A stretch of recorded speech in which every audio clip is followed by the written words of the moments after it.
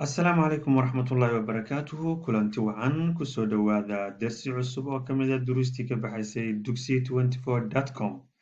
بإذن الله الكريم درسيا أو حنكو قادنينا موضوع المد بالألف المد بالألف وحويان وشقل كدير فتحة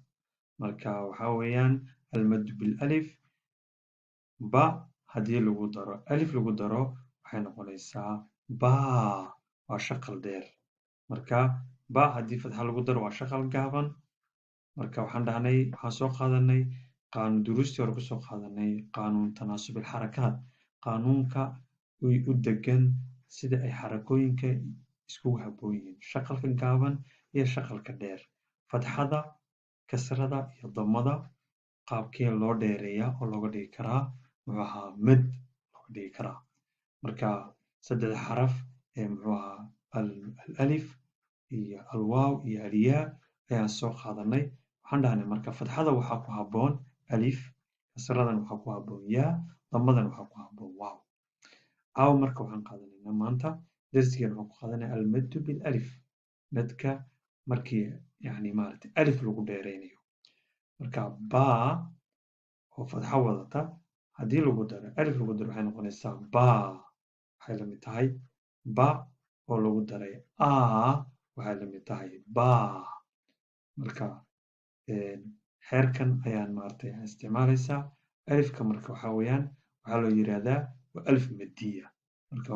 qasab waxaa weeyaan alif madiya hadday tahay waxa ka horeeya waa inuu wataa fatxa wataa xarafka ka horeeya waa inuu wataa fatxa wataa marka alif almaftuuxu maa qablaha yani waa alifta waxaa ka horeeya maaragtay uu fatxa wato weeyaan waxaan qaadanaa marka tusaalayaal noo qeexaya qaabka loo akhrinayo shaqalka dheer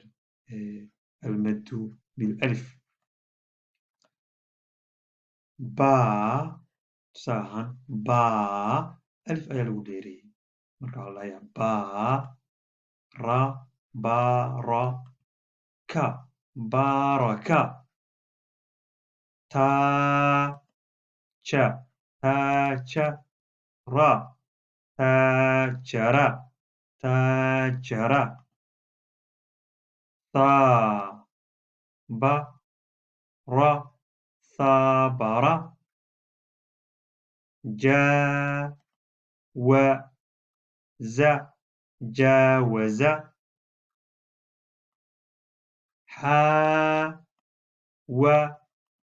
لا حاول حاول خاصم خاصم داوم داوم ذاكر ذاكر داوم ذاكر waxaan rajaynayaa in cashirkan aad fahanteen kana faa'iidi doontaan insha allahu tacaala